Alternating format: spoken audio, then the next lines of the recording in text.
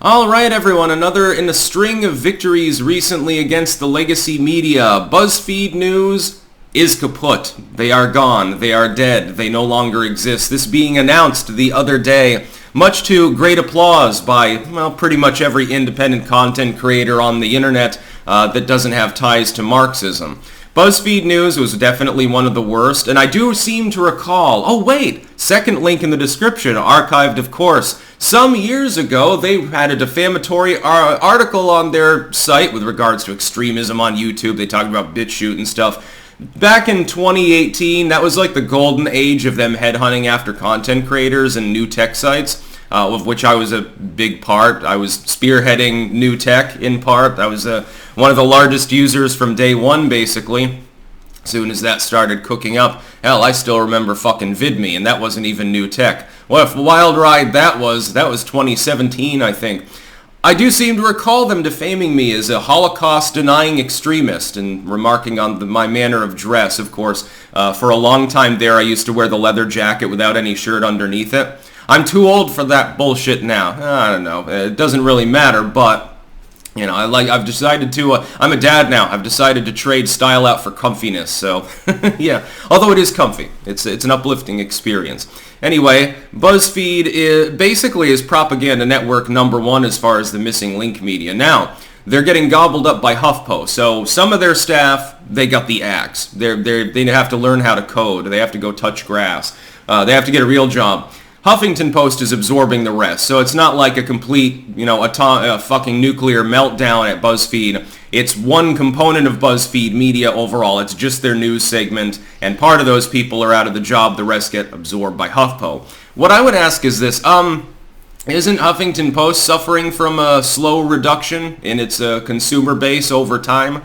I think they've had problems too, along with Vox and Salon and, well, basically the whole missing link media.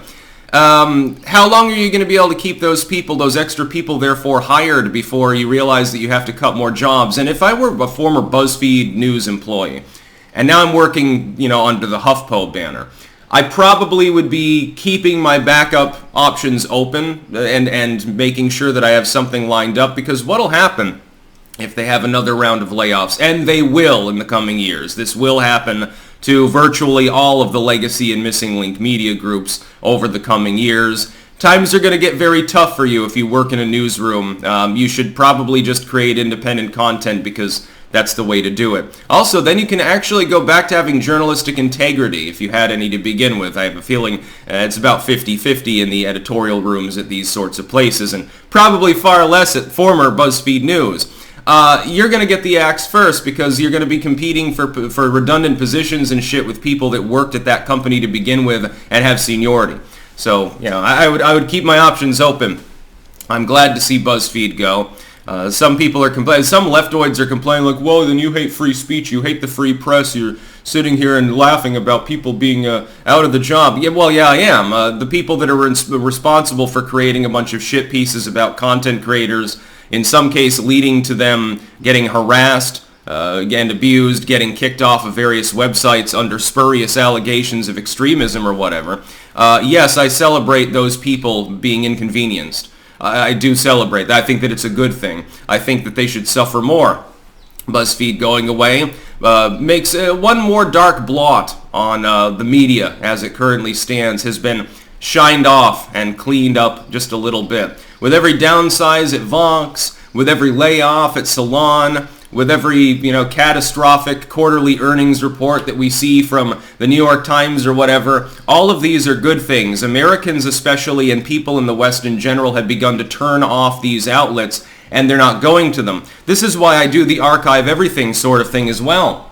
When you go to a site like this with their clickbait bullshit to interact with it, you're giving them money potentially. At the very least, you need lots of good ad blocking, but you can even remove a view from them altogether by simply archiving it and going to the archive link. Use archive.today. Deprive them of ad revenue, deprive them of their clickbait, and by the way, often go around paywalling. You can do this with the New York Times because if anyone who paid through the paywall archived the article, well, there's no paywall when it's archived now, is there? A little bit of a workaround for y'all. You'll need that for the Wall Street Journal and Washington Post as well, increasingly. Not the Washington Times, though. Interesting how that works out. Their specific model never made sense anyway. And they're like a junior partner to like the Voxes and Salons, and they've already been suffering. Honestly, I'm more just a little bit clueless about how they persisted this long. And it was very, very sudden. Apparently, there was almost no forewarning whatsoever. Hey, clean out your desks, boys. and mainly girls. Or Zers, actually. I mean, it is BuzzFeed News, so you got some of that going on. Hey, wokeness didn't save your newsroom. How sad for you. Now you have to go do something else. Maybe all of those non-erudite rural rubes that you look down on, you'll have to relocate to a cheaper area closer to Backwoodsville, and you'll be flipping flapjacks for people in hunting attire. Wouldn't that be funny? You take some urban snob BuzzFeed editor and you put them out in rural Alaska or something like that, or Wyoming, and see how they get along with the locals. Probably not for very long, I would think. Till you find that the one weird lady, the hippie lady in the neighborhood who always votes straight Democrat. It'll become their safe space. They'll move in next door into a tent before they would live on their own at that point. Imagine how triggered.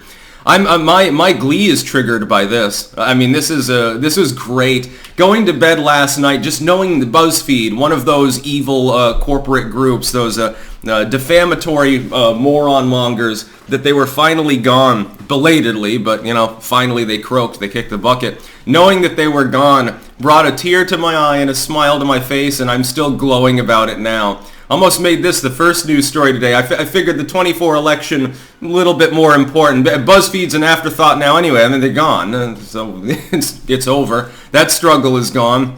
Now, there will be less competition, by the way. Now you've got one less outlet making it for stupid takes and hit pieces. So actually, I guess the other news sites, they're happy about it. The Vox is like, oh, thank God, one of our competitors just went belly up. They're not attracting any attention. Maybe 10 more people will pay attention to our swill tomorrow. Wow, we're moving up in the world. Pretty soon we'll be able to hire a couple new employees, so we can repair all the broken windows and shit at our HQ. We can clean the poo stains out of the rug from our latest anal orgy. That's about all. Peace out.